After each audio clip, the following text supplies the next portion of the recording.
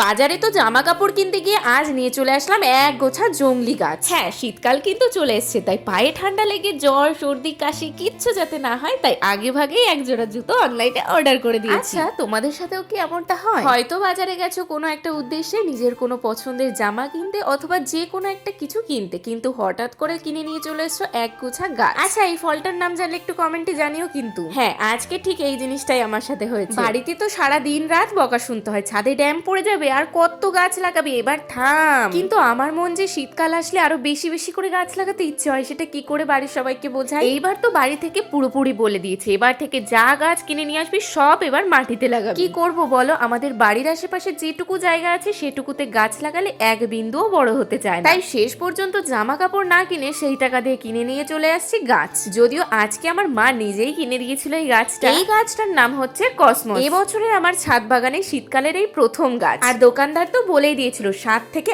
8 রঙের ফুল হবে, তো দেখা যাক কি হয়।